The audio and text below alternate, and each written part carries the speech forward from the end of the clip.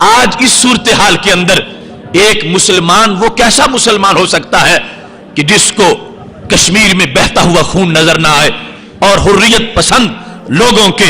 ان جذبات کے بارے میں کوئی بے چینی پیدا نہ ہو کہ جن کو پکڑ کے یوں جکڑا گیا جس طرح کے جانوروں کو پنجروں میں بند کر دیا جاتا ہے، ہزاروں کو یوں تحت تیگ کیا گیا کہ جیسے یہ ماؤں کے بیٹے نہ ہوں بلکہ کیکروں اور درختوں کے اوپر کوئی لگنے والا پھل ہو جس کو بے دردی کے ساتھ توڑ دیا جائے۔ آج وہ مقدس سرزمین جو عراق کی سرزمین ہے جہاں پر حضرت ابراہیم علیہ السلام کے بیٹوں کی نسل موجود ہے، جس سرزمین کو عقل العرب کہا جاتا ہے اور جس کو روضۃ الصالحین کہا جاتا ہے، جس کو مہد الاولیاء کہا جاتا ہے، حجاز مقدس کے بعد سب سے زیادہ جو اسلام کے لیے مقدس سرزمین ہے آثار کے لحاظ سے اور علوم اور فنون کی ترویج و اشاعت کے لحاظ سے، وہاں پر خونخوار بھیڑیا ابھی تک وہ سیر نہیں ہوا اور مسلسل مسلمانوں کا خون بہا رہا ہے اور ان کو لقمے کی طرح چاٹ رہا ہے اور نگل رہا ہے۔ یہ سب کچھ ہوتا رہے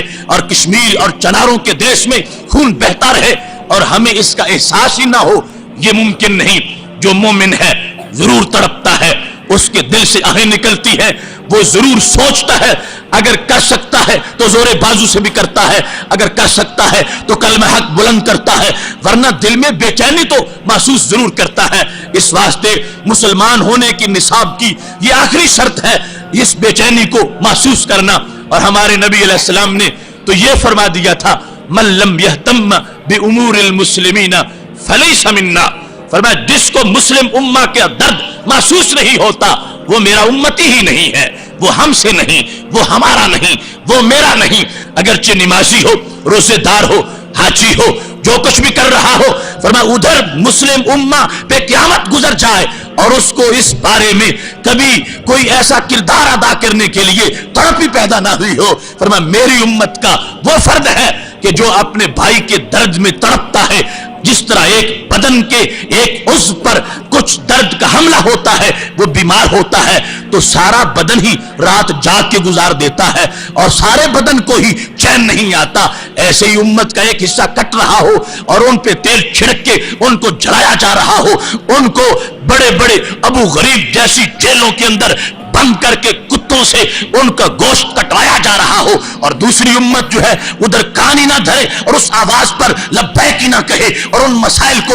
اپنا موضوع سخن ہی نہ بنائے اور ان کو ایک تاکہ نسیاں کا خط بنا کے چھوڑ دے۔ نہیں نہیں، ایسا ہرگز مسلم امہ سے نہیں ہو سکتا۔ ایمان کی حرارت نام اس کا ہے کہ جس وقت ایک جگہ پر کوئی ایسا مسئلہ پیدا ہوتا ہے تمام امت مسلمہ اس درد کو محسوس کرتی ہے اور محسوس کرنے کے ساتھ اس حالت کو بدلنے کے لیے اپنا کردار ادا کرنے کی پلاننگ کر لیتی ہے۔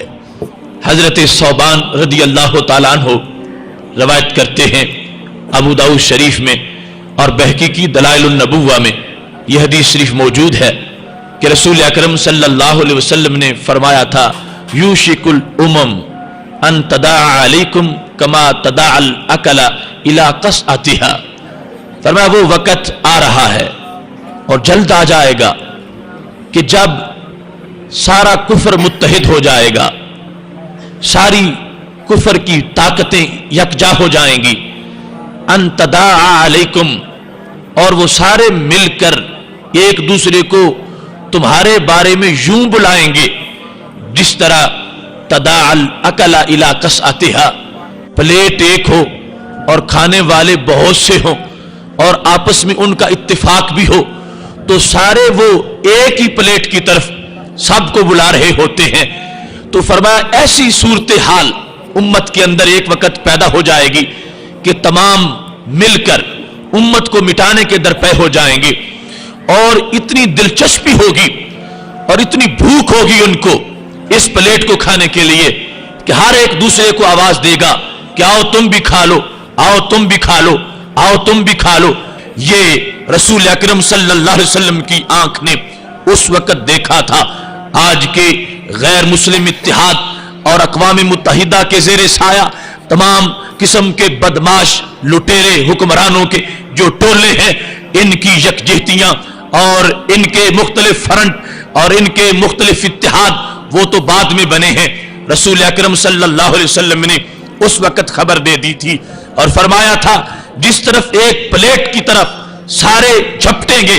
ऐसे ही मेरी उम्मत की तरफ सारी फौजें झपट रही होंगी। तुमने वो मंजर अपनी आंखों से देखा है, वो इराक की पहली उम्मुल मारिक का मसला हो या मौजूदा जो 2 साल से सूरत हाल है ये कार्रवाई हो, वो अफगानिस्तान में बहता हुआ खून का दरिया हो, या बाद में जो आगे सिलसिले अभी नजर आ रहे हैं और जिनकी धमकियां दी जा रही हैं, वो सारे मसाइल हो, वो फलस्तीन का मसला हो या वो कश्मीर का मसला हो, तुमने इस बात को अपने एहसास से देखा और महसूस किया और मुशाहदा किया कि किस तरह उम्मत मुस्लिमा की तरफ हर तरफ से भेड़िए झपट रहे हैं और इस उम्मत के वजूद को पाश पाश करना चाहते हैं और तार तार करना चाहते हैं और इसको लहूलुहान करना चाहते हैं। मेरे नबी सल्लल्लाहु अलैहि वसल्लम ने आज से कबल इसके खतरात को बयान किया, अभी जवाबी लम्हे में जवाब और हल भी बयान करेंगे।